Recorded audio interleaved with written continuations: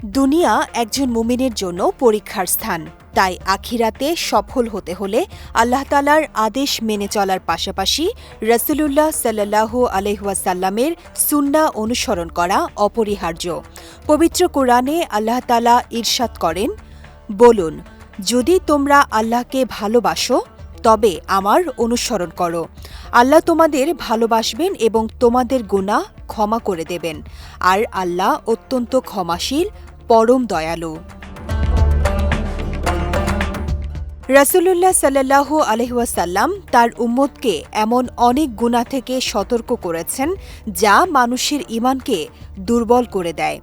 আবু হুরায়রা রাদিয়াল্লাহু তাআলা আনহু থেকে বর্ণিত একটি হাদিসে তিনি বলেন, ব্যভিচারী যখন ব্যভিচার করে তখন সে মুমিন থাকে না।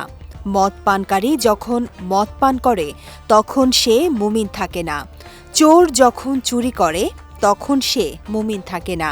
আর ছিনতাইকারী যখন এমনভাবে ছিনতাই করে যে মানুষের দৃষ্টি তার দিকে নিবদ্ধ হয় তখনও সে মুমিন থাকে না।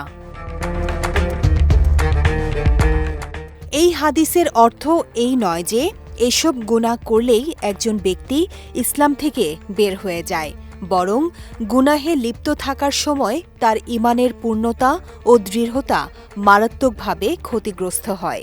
সে আল্লাহর আনুগত্য থেকে দূরে সরে যায় এবং শয়তানের প্ররোচনায় নিজের আত্মার উপর জুলুম করে।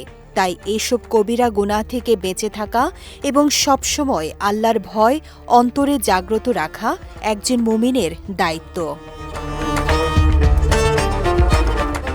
কোনো মানুষ ভুল করতেই পারে, তবে ভুলের পর অনুতপ্ত হয়ে আন্তরিকভাবে তাওবা করা, গুনাহ থেকে ফিরে আসা এবং নেক আমলে নিজেকে নিয়োজিত করাই একজন ঈমানদারের পরিচয়।